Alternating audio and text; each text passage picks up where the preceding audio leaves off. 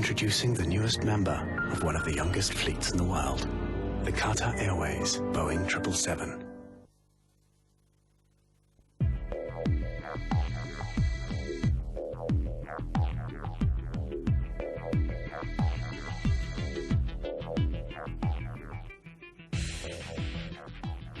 Now, on our twice-weekly commodity focus today, we're talking about ships, the carriers of those commodities. And COSCO Container Lines of China has not stopped expanding, apparently, despite slowing trade from the global recession. The Wall Street Journal says COSCO is launching 24 new cargo ships, each the size of an aircraft carrier.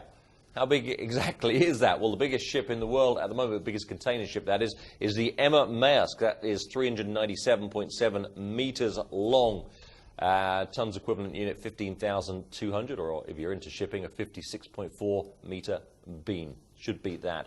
Thai rival Precious Shipping will delay buying new vessels. It expects prices to fall during the global recession. Vessel prices have dropped in line with a 90% plunge in commodity freight rates. That's forced at least 4 shippers to go bankrupt. Arnie Gay asked Precious Shipping's managing director just when he expects the industry will stabilize. Shipping is solely a demand-supply led business, and for us to understand when the market is going to turn around, we have to look at both the sides of this equation, that is both the demand side and the supply side. When I look at the demand side, I see that demand has weakened quite considerably for 2 reasons really.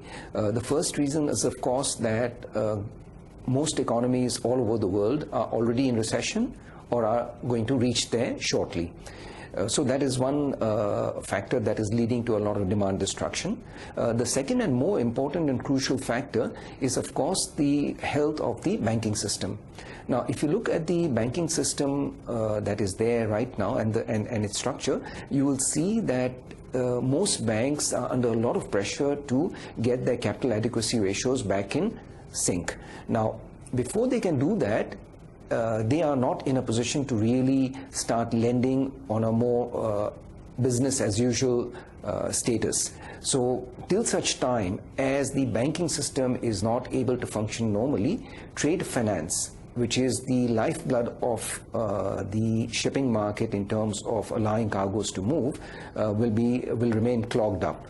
Now, that's the point to watch out for in terms of the demand side as to when it's going to get back into health. Coming to the supply side, sorry. I just want to quickly ask you, Mr. Hashim, how exactly will your company be affected? I mean, we know for a fact that because you had put out long-term contracts for last year, your earnings were not as badly hit. But what about this year? What's going to happen as far as your company and your company's business is concerned?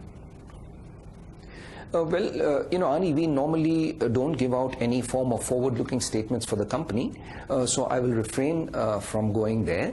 But let me just talk about the way we have structured it. Yes, you're right, we have long-term contracts, and they do have a coverage for approximately 2/3 of our capacity for this year, at a level which we think, as compared to the current market, is extremely healthy. That's at about the $15,000 mark per day per ship. Now, the balanced 1/3 of our capacity, which is there this year, we are going to try and remove it from our books by scrapping our older ships. Our plan is to get rid of 25 of our oldest ships within the next 12 to 18 months' time. And that's how we will shrink down our supply side. Yeah. And are you also still planning to buy more ships? I mean, I ask you this because obviously, as you mentioned earlier, funding access is going to be a bit of a problem. As I understand it, you may have access to $250 million compared to $500 million before. What's the latest there? We're still working with our banks to get these lines of credit reconfirmed. We are reasonably confident that we will get some portion of this back with us, some portion of the $500 million back with us. And yes, we will use that to judiciously enter the second-hand market and buy very young, very good quality, larger units in our sector to replace these 25 older ships that we plan to get rid of in the next 12 to 18 months' time. And Mr. Hashim, this acquisition, if you like, of the new ships is going to happen within what time frame? The next few months, the next 6 months, the next year? Well, we don't plan to start this program till sometime in the middle of this year. Rather, the second half of this year is when we plan to put this portion of our capital expansion program and our rejuvenation program into action.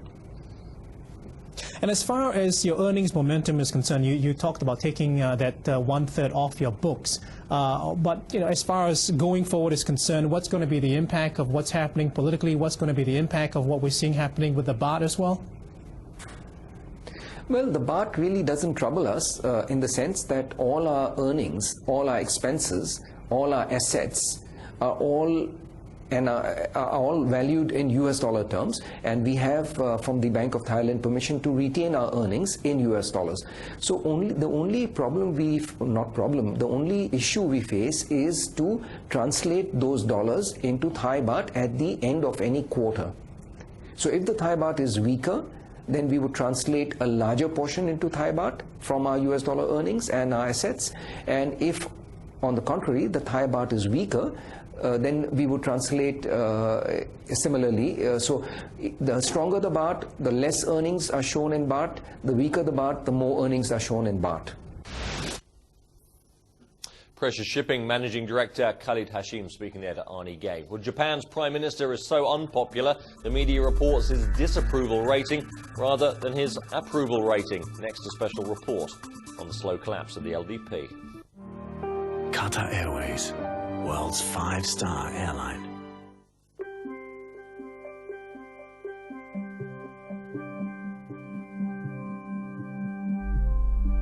The markets move fast. That's why we bring you the latest market headlines every 15 minutes.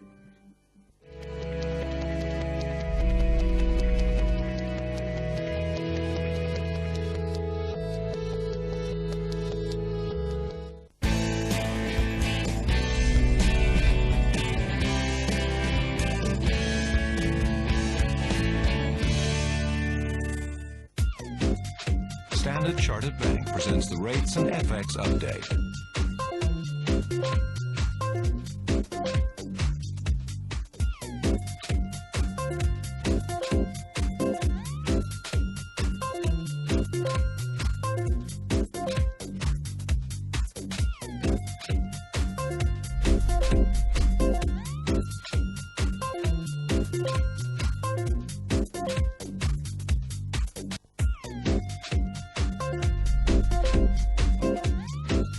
Turn more currencies in your favor with Standard Chartered Bank.